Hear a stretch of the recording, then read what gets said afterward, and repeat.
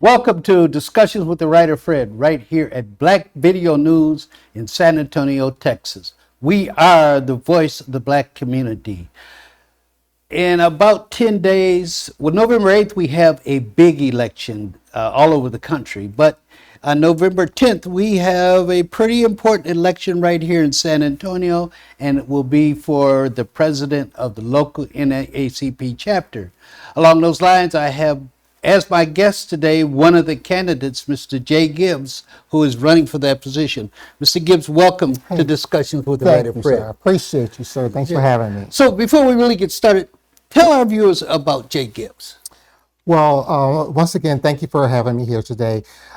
Jay Gibbs, I've been here in San Antonio now for about 25 years. I was a military member, Air Force. I ended my career here and decided to stay here in San Antonio.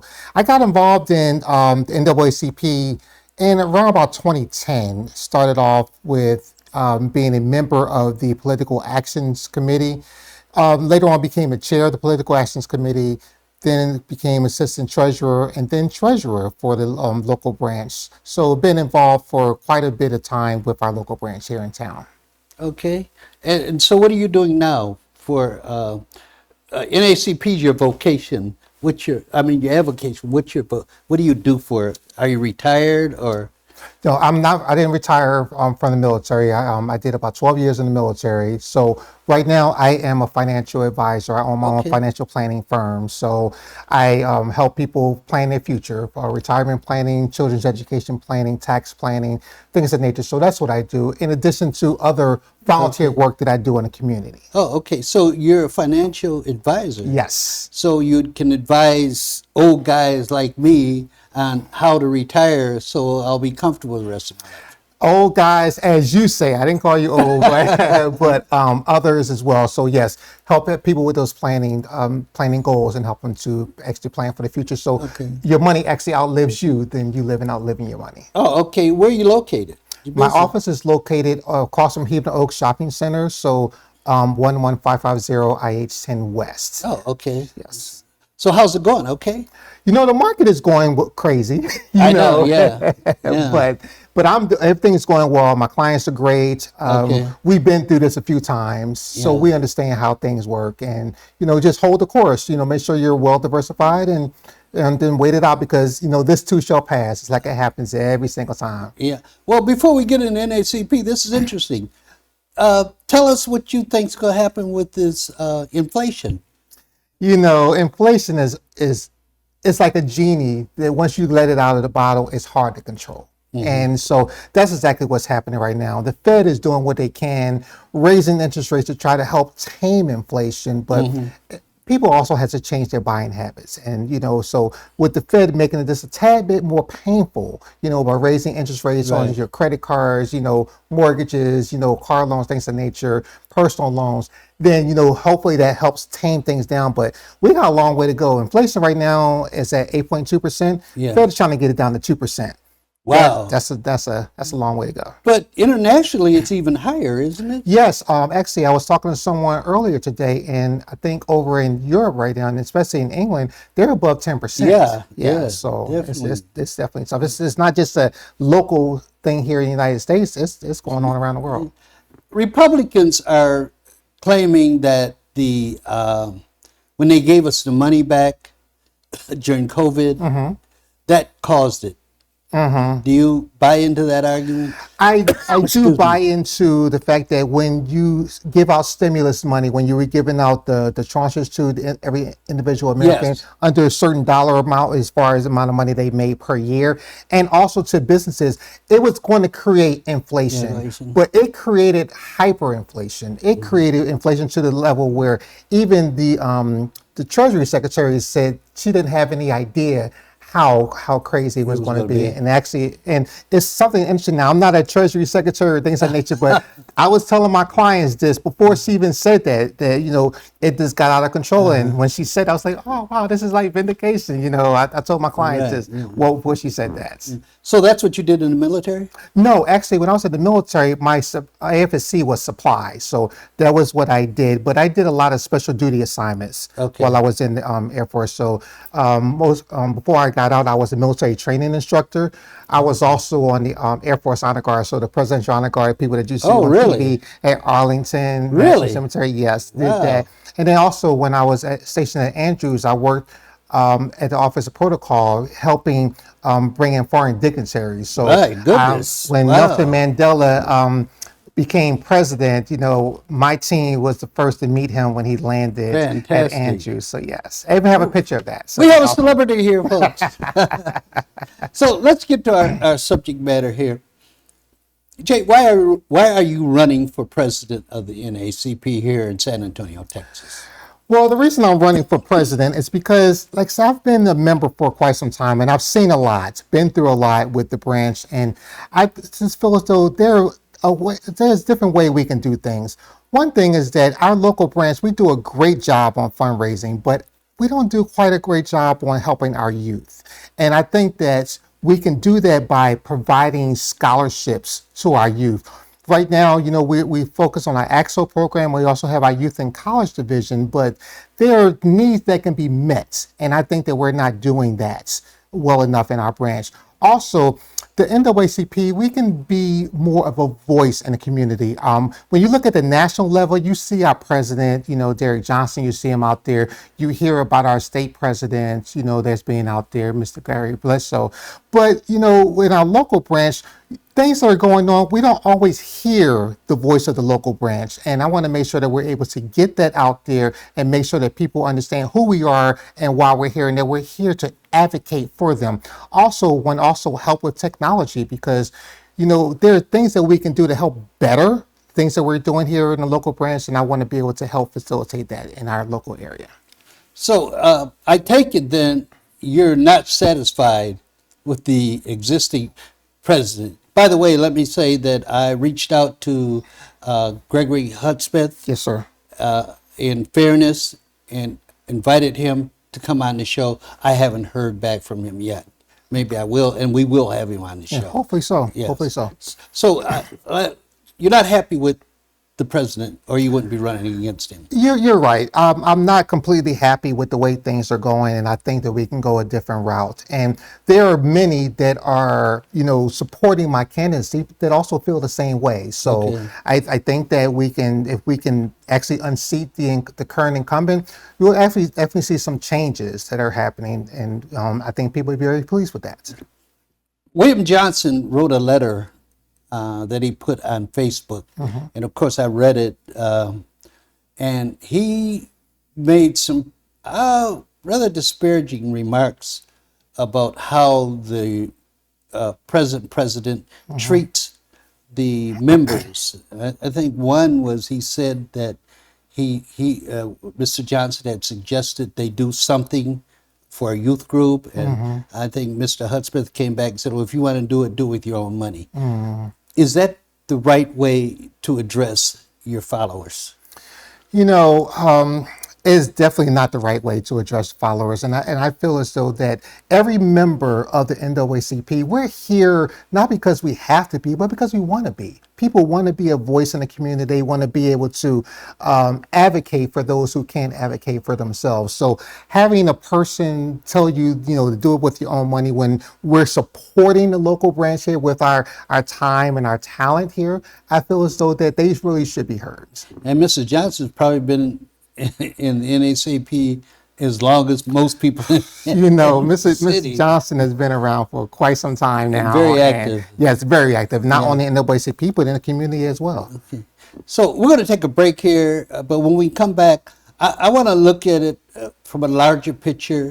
What is happening with the relevance? Is the NAACP still relevant in this country? Okay. We'll be right back with discussions with the writer Fred, right here at Black Video News. Nothing to do this week? Don't miss another event. Go to blacksinsanantonio.com for our event calendar. The home of the largest business directory in San Antonio with an African American focus. Sign up today for our weekly e-blast and text message alerts. Help us make this a better community. Connect, empower, grow.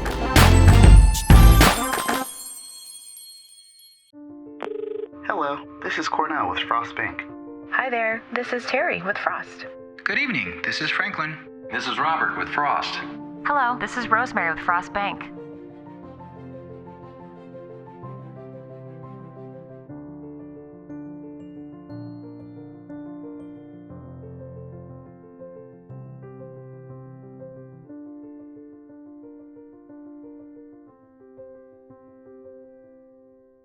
Welcome back to Discussions with the Writer Fred right here at Black Video News. As I mentioned earlier, we are the voice of the Black community here in San Antonio, Texas. And I have a special guest with me today, Mr. Jay Gibbs, who is running for president of the local branch of the NAACP. And we're going to expand our discussion here. And Jay, I'd like to ask you, for years, I think the NAACP has lost some of its, not control, but respect in the Black community. And we do know that the NAACP historically is the first Black civil rights organization in the country. And for a very long time, when you had Roy Wilkins and some of the other leaders, it seemed to be more relevant, and correct me if I'm wrong, more relevant than what it is today. And if that is so, why? What's the reason? You know, Fred, you hear a lot of people say that the NAACP is not as relevant, you know, as it used to be. I disagree with that. Okay. I feel as though the NAACP, we have relevance in the current society and current community environment. It just seems that with the technology that we have now, there are so many other ways to voice your concerns, to be able to get your opinions out there and things of that nature. But don't get me wrong, when something goes on, you know, NAACP are one of the first people that people call, you know, because they wanted to have that advocacy voice out there for them. And NAACP, we are relevant. We still speak for, you know, people of color who are being, you know, disenfranchised, who have been mistreated, who had to have a voice in the community, and they don't know how to make that voice heard. We're actually still there to do that. Reverend L. Sharpton has his group, National Action Network. They do exactly, from my perspective, what the NAACP is doing. Why is he getting more coverage than your present head of the NAACP? I tell you that because the National Action Network, they're out there, they're speaking. You know, I mean, Reverend Al Sharpton has a radio program. You know, he's a television show. Right, exactly. I say, you know, he's speaking constantly, so his voice is always out there. But he's been an advocate out there for a very, very long time. I feel as though our current president, Derek Johnson, he is doing the same thing as well. But you know, a lot of times when something big happens, you know, they're like, okay, where's the NAACP? But you know, Reverend Al Sharpton, he's speaking out about those things on a more frequent basis. And I don't know the strategy of why our current president does what he does. I follow him. I believe in what he's doing as well as the board of directors. But you know, the strategy is a tad bit different than what the Action Network does with Reverend Al Sharpton. And you're much larger at this point than National Action Network. We definitely right? are. Yes, sir. Yeah. Policy, is it set at the national? I think it's in Baltimore now. Yes. Is it set? Or can you set policy here at the local level? Policy is set from our national level. We do follow direction of national. However, sometimes things happen and things happen pretty quickly. And there are times where, you know, you want to be able to, you know, run it up the flagpole, so to speak, and say, hey, okay, you know, this is going on. Can we speak on this? Can we say anything about this? And sometimes, you know, it may take time for national to get out and speak on that. But if you're not disparaging the NAACP, and if you're speaking in a clear, coherent voice, why shouldn't we be able to speak out on those things? Because that's what people want to hear. Yeah. They want to know that we're here and that we're, you know, like say, as you mentioned, relevant, and that we're actually speaking out for people's rights. And that's what we're here for. So yes, we should be able to do that. So if, let's create a scenario here. Let's say someone in San Antonio has a problem, and you as president take it on, and the national finds out about it, and they can't relate to San Antonio as well as you can. but they don't like what you're doing. How would you handle that? That's a great question because, that's actually a real case scenario. I mean, these things happen. So when something happens in a local area that's, let's say if I were elected president, I speak out on, but it's not exactly the way national would do it. I'm quite sure national would, say to me, hey, hey, Jay, what you said there doesn't quite align, or we don't quite actually agree with that. Can you go ahead and, kind of change the way you said that, or do a retraction or things of nature? If it's something that I actually did wrong, yes, I will follow those guidelines and do that. But if it's something that's, actually is not wrong and that we feel as though it needed to be said, needed to be voiced, then sometimes you have to actually take that step and then, ask for, forgiveness instead of permission at times. And, not to be a rebel, but, sometimes those situations call for that. I want to carry this just a little further, if you don't mind. You're trying to satisfy the needs of your constituents or people in San Antonio. Absolutely. The national doesn't like it. What happens then? What happens then? Are you more obligated to the local folks here? Or are you more obligated to the national? I'm obligated to the people here. Okay. I'm obligated to the local people here because, one, this is what I'm dedicating my time to. I believe in the NAACP. I am a life member of the National Association for Advancement of Colored People. And I feel as though my voice is one that should be heard in the community and that people need to know that we're here for them. So, yes, I'm here for our local community. I think your state just had a convention. Was it recent? Yes, it was in Austin. Yes, last week. Yes, sir. Did you go? Actually, I couldn't attend. I had conflicting appointments, so I couldn't attend. So I wanted to, and I was slotted to be a delegate for that, but I relinquished that position so someone else can go because I knew I wouldn't be able to attend and be there fully. Okay. What's the relationship of the local to the state? Meaning? Are you affiliate of the state? Yes. And yes. do you follow directions from the state, or do you follow directions from the national, or is it some kind of combination there? It's a combination. So if you understand hierarchy in the military, I do. I was there. There you go. There you go. So it's the same thing. You got your supervisor, you got your squadron commander, you got your group commander, you got your base commander, and then you got the chief of staff. So it kind of works along the same way. So yes, we follow directions of our states.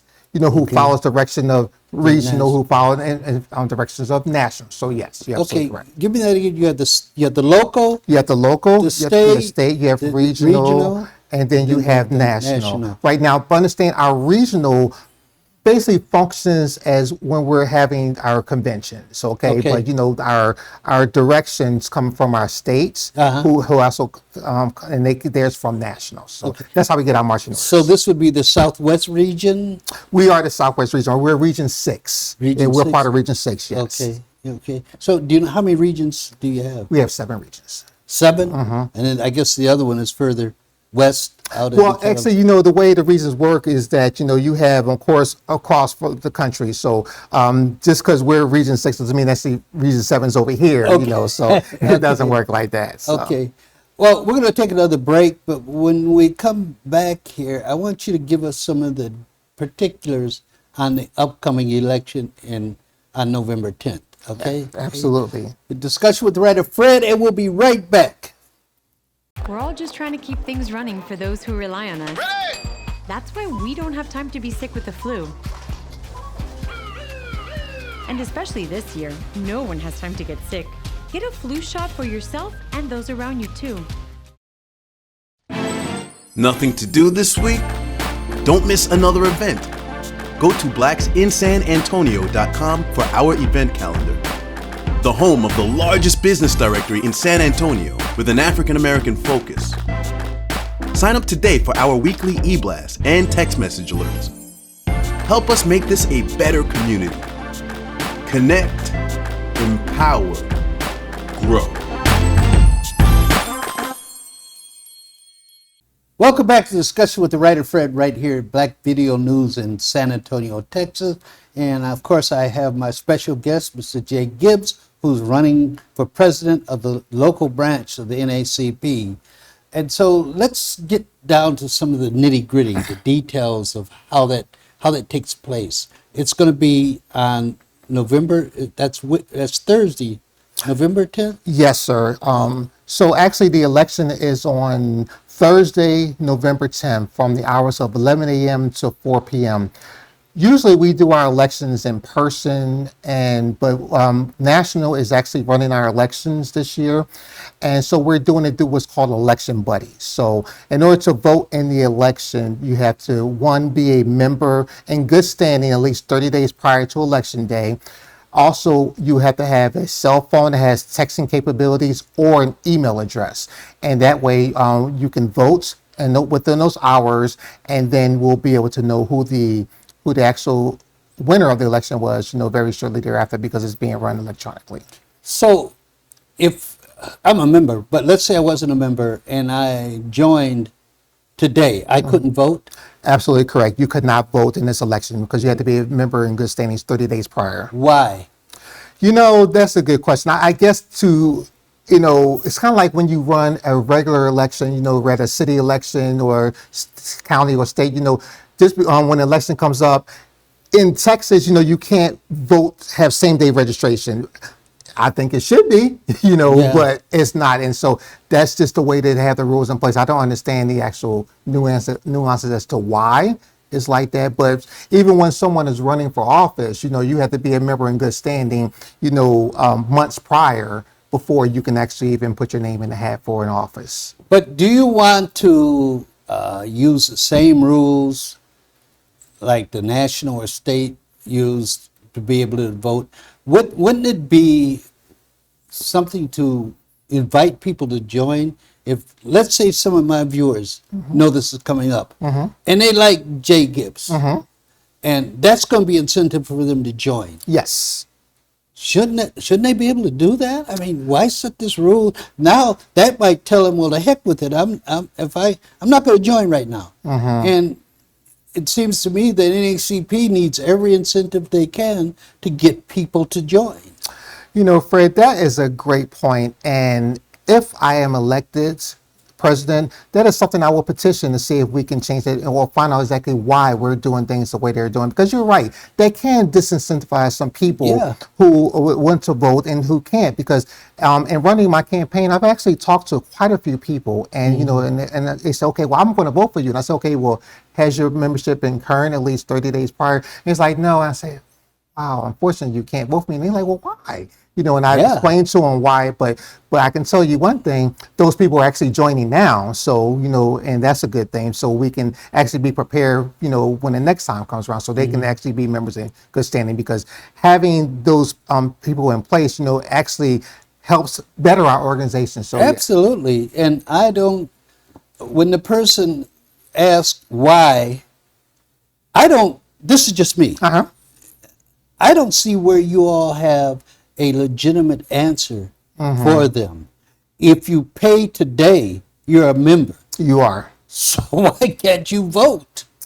Fred, I pride myself on knowing a lot of things, but I also know I don't speak on things that I don't have an idea about or why things are. But I'll tell you one thing, I will find out. I will try to figure out why that is the case, and what is the reason why our guidance from National says that we have to do things of this particular way. If there's a way that we can change it, we can petition, because we are a voting body, and each year we vote on resolutions, things of nature to change. And so if this is something that we can change, I would definitely, see if we can do that and then move forward with that. Other charge against an NAACP is it's become an elitist organization. Your comments? I've heard that, Fred, and I think that the way local branches are run, if they become, for lack of a better word, cliquish, that can happen. And to be fair, that can happen in any organization. Absolutely, yeah. And I can tell you that as president, if I am elected, that I will do everything I can to tear down those To change potential- that. Good. Absolutely, absolutely. Good. Great. Yeah. Well, is there anything else you'd like to add? What would you like to tell our viewers why they should vote for Jay Gibbs? No, thank you, Fred. I appreciate that. You know, I've been, like I said, a member for the NAACP for quite some time, and I am a huge advocate for people, and especially for their civil rights. And I believe that voting is a key factor to that, because the thing is, you know, when we think about the state of Texas, you know, Texas has one of the lowest voter turnout rates in the country. We're the second biggest state, but one of the lowest voter turnout rates. And so as a president of NAACP, I want to, one, be able to make sure that we increase our membership, but not just so we can have numbers on the roll, but so we can actually increase our presence in the community, so we can help those individuals who are employees of companies who feel discriminated against, for people who are wrongly detained and incarcerated, so we can actually help with those, to be able to help with advocacy in the community and be able to do that, and actually have more programs that can actually help the community use those dollars that we receive from the community to help build the NAACP locally, actually put those dollars back into community to actually help the community that we're actually based in. Now, if someone wants to join, what's the process? So if you want to join NAACP, you can do a couple ways. One, you can have a yearly membership, which is $30 for an adult, and you can do that by going online to our website, or you can actually come into our branch and actually fill out the application. So we'll accept in-person checks, money orders, cash in person, but if you do it online, of course, you can do it through electronic payment means. So a credit card will be a way to get that done. We accept the annual memberships, but we would love if you to get a life. As Dorothy Collins used to say before she passed away, she always say, you know, get a life. And so becoming a Silver Life member, Gold Life member, Diamond Life member, you know, the dollars help the local branch, and then also we can actually do more work with more funds that we have coming in. Okay. Well, thank you, Jay, for coming in I today. appreciate you. Thank you for having me. And I wish you the best of luck. Thank you, sir. Okay, Thank you. okay. Thank you. This is Discussion with the Writer Fred, as usual, telling our story our way.